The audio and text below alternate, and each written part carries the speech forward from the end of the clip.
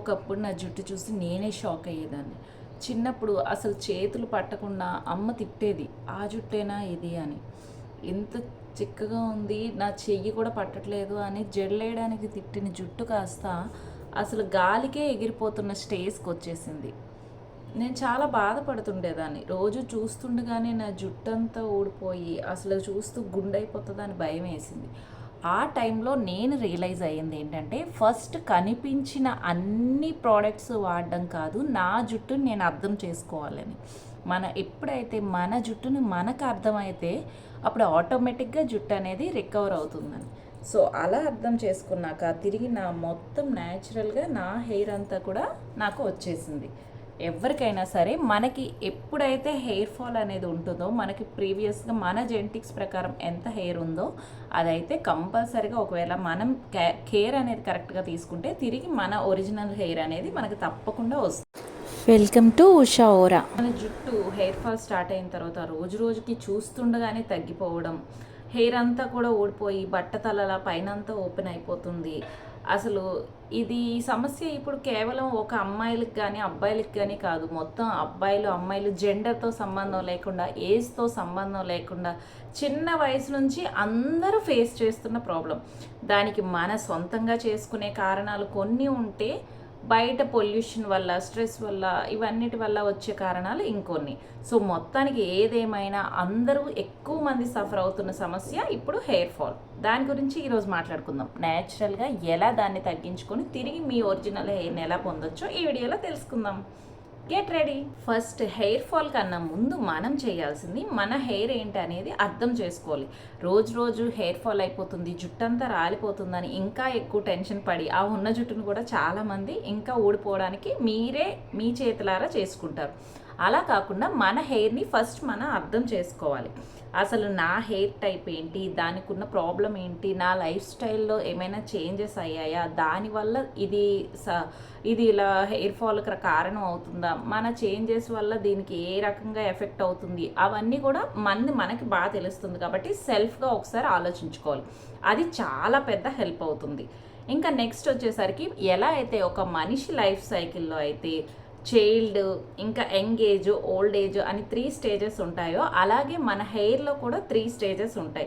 First వచ్చేసి growth phase. అంటే మనందరికీ తెలిసిందే, చిన్న చిన్న బేబీ హెయిర్ అనేది వస్తూ ఉండటం మనం చూస్తూ ఉంటాం కదా.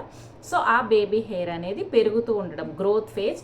నెక్స్ట్ సెకండ్ వచ్చేసరికి ట్రాన్సిషన్ ఫేజ్. లైక్ మన యంగ్ ఏజ్ లాగా కొన్నాళ్ళు నిలిచి ఉండడం.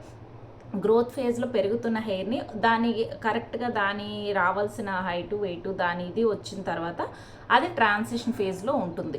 ఇంకొన్నాళ్ళు అయ్యేసరికి దాని లైఫ్ సైకిల్ కంప్లీట్ అవుతున్న స్టేజ్ వచ్చేసరికి అది రెస్టింగ్ ఫేజ్కి వెళ్ళిపోతుంది. ఎప్పుడైతే హెయిర్ స్ట్రాండ్ అనేది, అంటే మన తలలో వెంట్రుక అనేది రెస్టింగ్ ఫేజ్లోకి ఎప్పుడు వెళ్తుందో వెంటనే అది హెయిర్ ఫాల్ అనేది, అంటే ఆ జుట్టు ఊడుతుంది.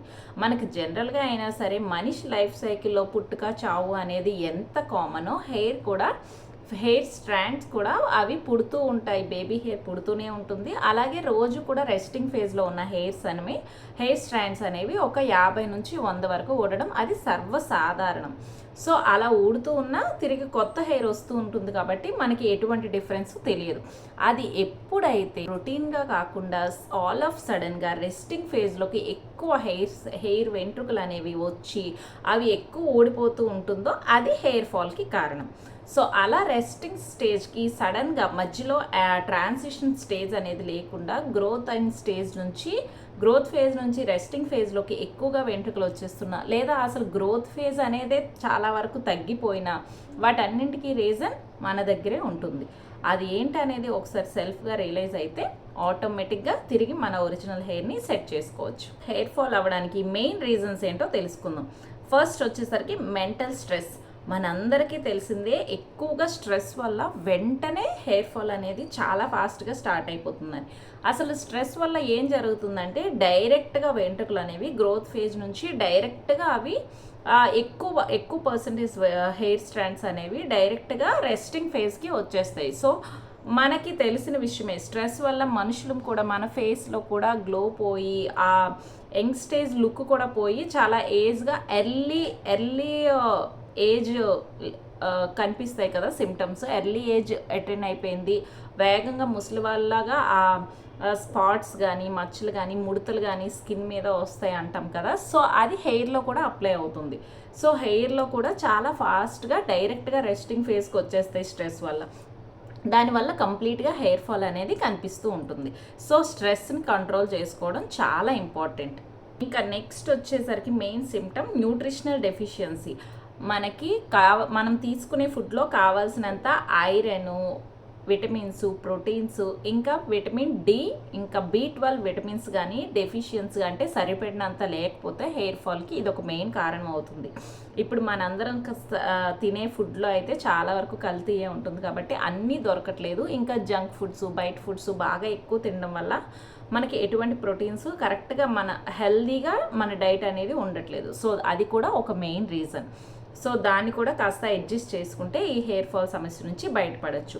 ఇంకా నెక్స్ట్ వచ్చేసి మెడికల్ ఇష్యూస్ అంటే health issues like thyroid issue కానీ, PCOS ఇష్యూస్ కానీ, పోస్ట్ ప్రెగ్నెన్సీ మనందరం వింటూ ఉంటాం కదా. ప్రెగ్నెన్సీ తర్వాత వన్స్ బేబీ పుట్టేసిన తర్వాత అంటే డెలివరీ అయిన తర్వాత లేడీస్లో చాలా హార్మోనల్ చేంజెస్ అనేవి చోటు చేసుకుంటాయి. ఈవెన్ ప్రెగ్నెన్సీ టైంలో జరిగే హార్మోనల్ చేంజెస్ వల్ల ఇవన్నీ ఉన్నా సరే వన్స్ డెలివరీ అయిన తర్వాత ఇంకా ఎక్కువ హార్మోనల్ చేంజెస్ అనేవి బాడీలో జరగటం వల్ల ఆ హార్మోనల్ చేంజెస్ ప్రకారం హార్మోనల్ ఇంబ్యాలెన్స్ అయ్యి మన హెయిర్ కూడా అది ఎఫెక్ట్ అవుతూ ఉంటుంది.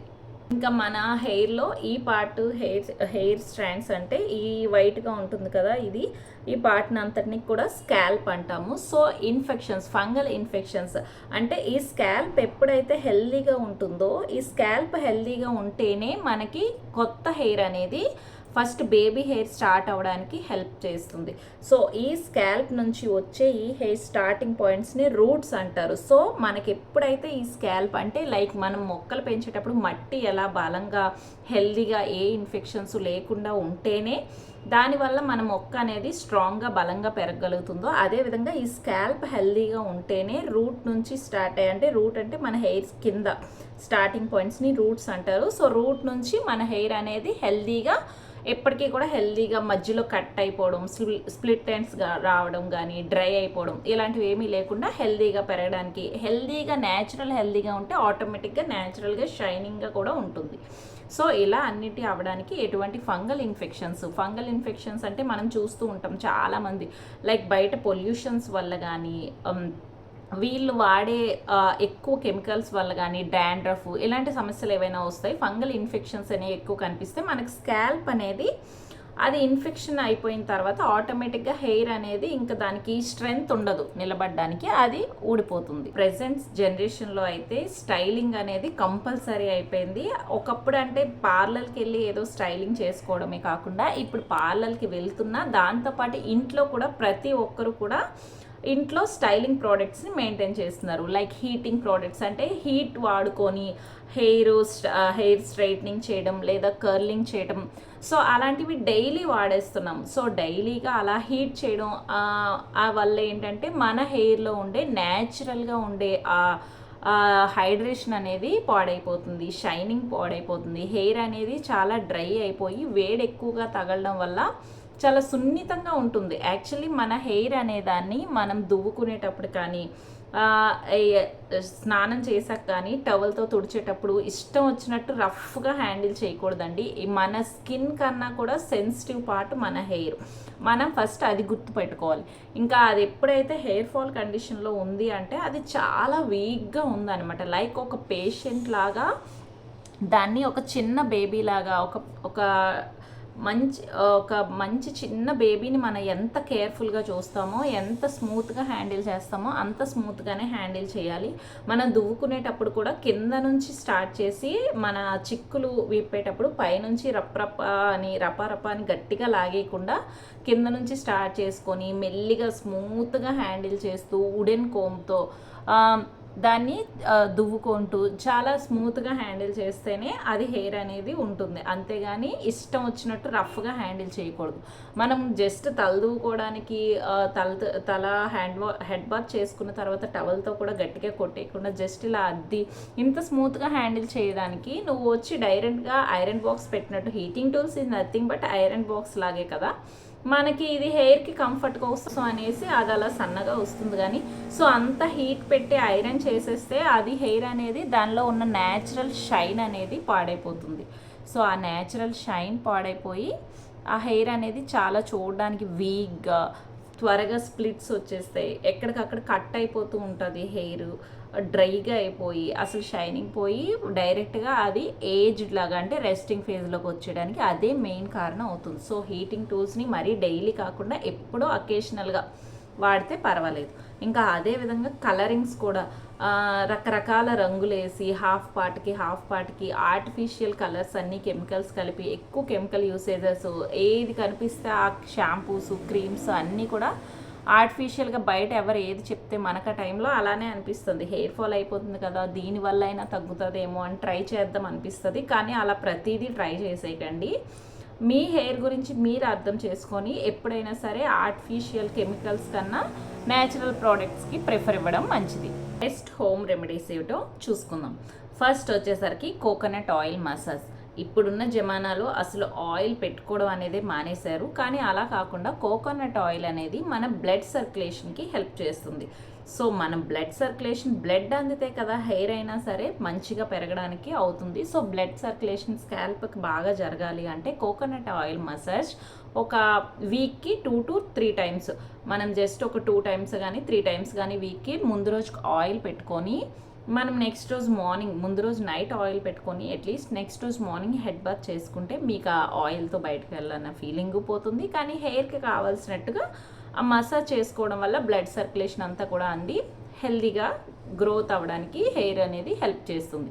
నెక్స్ట్ వచ్చేసరికి ఆనియన్ జ్యూస్. అంటే మనకి ఉల్లిపాయ రసాన్ని, కొంచెం ఉల్లిపాయని తీసి మిక్సీ కొట్టి ఆ పేస్ట్ని హెయిర్ మీద అప్లై చేసుకొని స్కాల్ప్కి అప్లై చేసుకొని ఒక 20 minutes ఉంచుకొని తర్వాత దాన్ని కూడా ఒక మైల్డ్ షాంపూతో లైట్గా, ఎక్కువ ఎఫెక్ట్ ఉన్న షాంపూ కాకుండా మైల్డ్ షాంపూతో దాన్ని తలకు స్నానం చేసుకుంటే అది కూడా చాలా ఎఫెక్టివ్గా పనిచేస్తుంది హెయిర్ పెరగడానికి, హెయిర్ గ్రోత్కి, బేబీ హెయిర్ అనేది కనిపిస్తుంది. ఇంకా నెక్స్ట్ వచ్చేసరికి ఎలోవెరా జెల్. ఎలోవెరా అనేది చాలా మెడిసినల్ బెనిఫిట్స్ ఉన్నాయని మన అందరికీ తెలిసిందే. అలాగే ఎలోవెరా జెల్ని తీసుకొని డైరెక్ట్గా స్కాల్ప్కి అప్లై చేసుకొని ఒక అరగంట సేపు ఉంచుకొని తలకు స్నానం చేసుకోవటం వల్ల ఈ స్కాల్ప్లో ఉండే ఇన్ఫెక్షన్స్, ఇందాక చెప్పాను కదా డాండ్రఫ్, ఇలాంటి ఫంగల్ ఇన్ఫెక్షన్స్ అన్నీ, సో అవన్నీ కూడా తగ్గించడానికి, ఇంకా అటువంటి ఇన్ఫెక్షన్స్ ఉండటం వల్ల మనకి స్కాల్ప్ అనేది చాలా దురదగా, ఎప్పుడు దురదగా ఉంటుంది. మనం ఇలా ఇష్టం వచ్చినట్టు దురదగా ఉంటే కంట్రోల్ చేయలేక ఇష్టం వచ్చినట్టు గోకడం వల్ల కూడా స్కాల్ప్ అనేది పాడైపోతుంది. దానికి క్రాక్స్ కానీ ర్యాషెస్ కానీ వస్తాయి. ఇంకా దాంతోపాటు పెచ్చులాగా అలా మన హెయిర్ అనేది వచ్చేస్తూ ఉంటుంది. సో ఇటువంటి ఎఫెక్ట్స్ ఏమీ కాకుండా ఈ ఎలోవెరాని మనం యూస్ చేయటం వల్ల హెయిర్ అనేది ఇది స్మూత్ అవుతుంది. సో అది ఆ ఇరిటేషన్ అనేది మనకు తగ్గుతుంది. ఇంకా స్కాల్ప్లో ఉండే ఫంగల్ ఇన్ఫెక్షన్స్ ఏమైనా ఉన్నా సరే అవి కూడా తగ్గిపోతాయి. ఇంకా మన అందరికీ చిన్నప్పటి నుంచి అమ్మమ్మల టైం నుంచి బాగా తెలిసిన హెయిర్కి బెస్ట్ రెమెడీ ఏంటంటే మెంతులు. మెంతులు అనేది హెయిర్ ఫాలికల్స్, ఈ హెయిర్ ఫాలికల్స్ అనేవి స్ట్రెంగ్త్ బలంగా పెరగడానికి హెల్ప్ చేస్తూ ఉంటుంది. నైట్ టైం మనం మెంతుల్ని నానబెట్టుకొని మార్నింగ్ వాటిని గ్రైండ్ చేసి ఆ పేస్ట్ని అప్లై చేసుకొని దాన్ని తర్వాత ఒక 20 నిమిషాలు ఉంచుకొని తలస్నానం చేసుకుంటే మన హెయిర్ ఫాలికల్స్ స్ట్రాంగ్ అవ్వడానికి ఈ మెంతులు చాలా హెల్ప్ చేస్తూ ఉంటాయి. నెక్స్ట్ ఇంకా మనకి బాగా తెలిసిన హోమ్ రెమెడీ, బెస్ట్ రెమెడీ ఏంటంటే ఉసిరికాయ. ఉసిరికాయలో విటమిన్ సి చాలా ఎక్కువగా ఉంటుంది. ఈ విటమిన్ సి మన హెయిర్ పెరగడానికి, మంచిగా బలంగా పెరగడానికి హెల్ప్ చేస్తుంది, ఇన్ఫెక్షన్స్ని తగ్గిస్తూ ఉంటుంది. సో విటమిన్ సి అంటే ఉసిరికాయ పొడిని పొడిగా పౌడర్గా అయినా తీసుకోవచ్చు, లేదా అంటే ఆమ్లా ఆయిల్ అయినా ఉంటుంది. ఆయిల్ని మనం కోకోనట్ ఆయిల్లో కొంచెం మిక్స్ చేసుకొని దాన్ని కూడా తీసుకుంటే ఎలా అయినా సరే పర్వాలేదు. వాళ్ళు ఉండేవాళ్ళు ఇలా హెయిర్కి మాస్కులు పెట్టుకోవడం, జాగ్రత్త తీసుకోవటం, ఇవన్నింటితో పాటు అట్ ద సేమ్ టైం ఏంటంటే డైట్ కూడా చూసుకోవాలి. మనందరికీ తెలిసిన విషయమే, హెయిర్ ఏమి మన బాడీ నుంచి సపరేట్ పార్ట్ కాదు. మన ఏ పార్ట్కైనా బయట నుంచి మనం ఎంత బలాన్ని ఇచ్చినా, ఎన్ని మాస్కులు వేసినా, ఏం చేసినా లోపల నుంచి దానికి పోషణ అందడం అనేది చాలా ఇంపార్టెంట్. మనం ఎప్పుడైతే లోపల బలంగా పోషణ ఇచ్చి మనం బలంగా ఉంటామో ఆటోమేటిక్గా ఎనర్జీ అనేది ప్రతి పార్ట్కి, మన బాడీలో ఉన్న ప్రతి పార్ట్కి అందుతుంది. హెల్దీగా స్ట్రాంగ్గా ఉండడానికి అది హెల్ప్ అవుతుంది. సో డైట్ కూడా మనం బయట హెయిర్కి ఇలా పొడులు, ఆయిల్స్, హెయిర్ ఇవన్నీ వాడడమే ఎంత ముఖ్యమో మనం తీసుకునే డైట్ని కూడా ఒకసారి చూసుకోవాలి. ఈ మధ్యన ఏంటంటే ఒక్కసారిగా వెయిట్ లాస్ అవ్వాలని క్రాష్ డైట్లు చేస్తూ ఉంటారు. ఆ క్రాష్ డైట్ అనేది కరెక్ట్గా ప్రోటీన్స్ అవి తీసుకోకుండా జస్ట్ ఒక లిక్విడ్ డైట్ కానీ ఏదో ఫ్రూట్ డైట్స్ కానీ ఇలా ఏదో ఒక రకానికి డిపెండ్ అయిపోవడం వల్ల వెయిట్ లాస్ ఆ తక్కువ రోజులకి అయినా సరే మళ్ళీ తిరిగి రీబౌన్స్ అయ్యి మన వెయిట్ వచ్చేస్తుంది. అందులో ఏం లేదు. కాకపోతే ఏంటంటే ఈ హెయిర్ ఇలాంటివన్నీ సెన్సిటివ్ పార్ట్స్ అన్నీ ఫాస్ట్గా ఎఫెక్ట్ అయిపోతూ ఉండి విపరీతంగా హెయిర్ ఫాల్ అనేది చూస్తూ ఉంటారు. సో అందువల్ల హెల్దీ డైట్ కూడా కంపల్సరీగా తీసుకోవాలి. లైక్ మన ఫుడ్లో ఎప్పుడు కూడా ప్రోటీన్స్, విటమిన్ సి రిచ్గా ఉండే ఫ్రూట్స్ కానీ లైక్ పాలకూర, బీట్రూటు, పన్నీరు, పప్పు, నట్స్, డ్రై ఫ్రూట్స్ ఇలాంటివన్నీ కూడా మన ఫుడ్లో ఉంటే మన హెల్దీగా ఉండడానికి హెల్ప్ అవుతుంది. ఎగ్స్ ఇలాంటివన్నీ తీసుకోవడం, ఒమేగా 3 ఎక్కువగా ఉన్న ఫుడ్స్ ఇవి తీసుకోవడం వల్ల మన హెయిర్ అనేది కూడా చాలా స్ట్రాంగ్గా, హెల్దీగా, షైనింగ్గా పెరగడానికి హెల్ప్ చేస్తూ ఉంటుంది. ఇప్పుడు వరకు మనం హెయిర్ ఫాల్ అవ్వకుండా ఉండడానికి మనం తీసుకోవాల్సిన జాగ్రత్తలు, మనం తెలుసుకోవాల్సిన జాగ్రత్తలు తెలుసుకున్నాం కదా. ఇప్పుడు అసలు చేయకూడనివి ఏంటో తెలుసుకుందాం. ఫస్ట్ అయితే హార్ష్గా ఎక్కువగా కెమికల్స్ని అయితే వాడకూడదు. హార్ష్ షాంప్స్ కానీ, ఎవరు ఏది చెప్తే అవి, క్రీమ్స్ కానీ, ఈ స్టైలింగ్ క్రీమ్స్ కానీ ఇప్పుడు చూస్తూ ఉంటున్నాం. స్ట్రైట్నింగ్ కోసం, ఇది కర్లింగ్ కోసం, మీ హెయిర్ మెయింటెనెన్స్కి కర్లింగ్స్ కోసం ఇవి అని ఒక 5-6 వరకు కెమికల్స్తో, ఫుల్ కెమికల్స్తో నిండిన క్రీమ్స్ని చాలా ఎక్కువ యూస్ చేస్తున్నారు. సో అలా ఎక్కువగా కెమికల్స్ని వాడకూడదు. ఇంకా అదేవిధంగా హెయిర్ స్టైల్స్ కూడా చాలా టైట్గా లాగి జడలు వేసేయడం. ఇంకా కొన్ని హెయిర్ స్టైల్స్ అయితే అది స్ప్రే కొట్టి అలా అట్టలా నిలబడిపోతుంది. ఏదో అది కదలదు. హెయిర్ స్టాండ్ అంటేనే మనకి ఫ్లో ఇలా లూజ్గా పడాలి, అది అలా స్టాండ్లా ఉండిపోయేటట్టు కెమికల్స్ వల్ల పెట్టేస్తున్నారు కదా హెయిర్ స్టైల్స్. ఇలాంటివన్నిటి వల్ల కూడా ఎక్కువగా హెయిర్ ఫాల్ అనేది అవుతుంది. అది హెయిర్ అనేది డ్యామేజ్ అయిపోతుంది అనమాట, ఎఫెక్ట్ అవుతుంది. ఇంకా నెక్స్ట్ వచ్చేసరికి ఎక్కువగా హీటింగ్ టూల్స్ లైక్ స్ట్రైట్నింగ్స్ కానీ, బ్లో డ్రైయర్స్, హెయిర్ డ్రైయర్స్, న్యాచురల్గా హెయిర్ అనేది ఆరాలి. తలస్నానం చేసుకున్న తర్వాత లైక్ మన న్యాచురల్ ఎయిర్లోని లేదా ఫ్యాన్ గాల్లో ఆరితే పర్వాలేదు, కానీ ఎక్కువగా డైలీ హెయిర్ డ్రైయర్స్ అవి యూజ్ చేయడం అనేది, ఎలక్ట్రానిక్ థింగ్స్ని వాడి చేసినది, హీటింగ్ ఎక్కువగా యూజ్ చేయడం, కర్లర్స్ అని ఇలాంటి ప్రతి స్టైలింగ్ టూల్స్ వెనుక కూడా హీట్ అనేది వస్తుంది. సో దానివల్ల హెయిర్ అనేది ఫాస్ట్గా పాడైపోతుంది. సో ఇలాంటివి రెగ్యులర్గా అయితే చేయకూడదు. ఎప్పుడో ఒకసారి అకేషనల్గా అయితే పర్లేదు, కానీ డైలీగా ఇలాంటివి యూస్ చేయకుండా ఉండడం చాలా ఇంపార్టెంట్. ఇంకా నెక్స్ట్ వచ్చేసరికి ఫుడ్ని కూడా చాలా హెల్తీగా తీసుకోవాలి. మీల్స్ని స్కిప్ చేయడం అనేది మంచిది కాదు. నిద్ర 7 to 8 hours కంపల్సరీగా పడుకోవాలి. ఎందుకంటే ఆల్రెడీ చెప్పాం కదా, మెయిన్ వచ్చి హెయిర్ ఫాల్కి మెయిన్ రీజన్ స్ట్రెస్ వస్తుంది. సో ఆ స్ట్రెస్ని కంట్రోల్ చేసుకోవడానికి మెడిటేషన్, యోగా ఇలాంటివి ప్రాక్టీస్ చేయడం మంచిది. తక్కువ టైం అయినా సరే మన స్ట్రెస్ని కంట్రోల్ చేయడానికి ఇవి హెల్ప్ అవుతాయి కాబట్టి అలాంటివి చేసుకోవాలి. విటమిన్ సి రిచ్గా ఉండే ఫుడ్ని తీసుకోవాలి. వాటర్ తీసుకోవాలి, బాగా వాటర్ని తాగాలి. సో ఇటువంటివన్నీ కూడా మన డైట్లో కూడా, మన లైఫ్ స్టైల్లో చిన్న చేంజెస్ చేసుకుంటే మన హెయిర్ అనేది ఎటువంటి ప్రాబ్లం లేకుండా హెల్దీగా తిరిగి వస్తుంది. నేను స్టార్టింగ్లో చెప్పాను కదా, ఫస్ట్ మన హెయిర్ ఏంటి అనేది మనం అర్థం చేసుకోవాలని. సో హెయిర్ ఫాల్ అయిపోతుంటే అనవసరంగా టెన్షన్ అయితే పడకూడదండి. ఎందుకంటే హెయిర్ ఫాల్ అనేది పర్మనెంట్ ఏమీ కాదు. హెయిర్ ఫాల్ అవ్వడానికి కొన్ని మన లైఫ్ స్టైల్లో వచ్చే చేంజెస్, మనం వాడే కొన్ని క్రీమ్స్ కానీ, మనం చేసుకునే వాటి వల్ల వచ్చే ప్రాబ్లమ్స్ వల్ల హెయిర్ ఫాల్ అనేది ఉంటుంది. సో అది పర్మనెంట్ ఇష్యూ అయితే కాదు. సో మనం అర్థం చేసుకోగలిగితే ఆటోమేటిక్గా తిరిగి దాన్ని సెట్ చేసుకోవడానికి ఈజీగానే సెట్ అయిపోతుంది న్యాచురల్ ప్రోడక్ట్స్తో. సో ఇంకొకటి ఏంటంటే, న్యాచురల్ ప్రోడక్ట్స్ వాడుకొని మన ఒరిజినల్గా మనకి జెనెటికల్గా ఫస్ట్ నుంచి మన బాడీకి ఎంత హెయిర్ అనేది మనకి జెనెటిక్స్ ప్రకారం స్టార్టింగ్లో మనకి ఎంత ఉండేదో హెయిర్ ఫాల్ స్టార్ట్ అవ్వకముందు, సో తిరిగి నీకు వచ్చినప్పుడు మళ్ళీ తిరిగి నీ ఒరిజినల్ అంతే వాల్యూమ్తో, అంతే లెంత్తో అయితే ఈజీగా అది తిరిగి రావడం అనేది జరుగుతుంది. సో దానికోసం ఏంటంటే న్యాచురల్ ప్రోడక్ట్స్తో మనం కొంచెం లైఫ్ స్టైల్ చేంజెస్ అవి అర్థం చేసుకుంటే సరిపోతుంది. ఈ వీడియో మీ అందరికీ హెల్ప్ఫుల్గా ఉందనుకుంటున్నాను. ఈ వీడియో హెల్ప్ అయినట్లయితే ఈ వీడియోని లైక్ చేసి షేర్ చేయండి. ఇంకా నా ఛానల్ని సబ్స్క్రైబ్ చేసుకోండి. Thank you.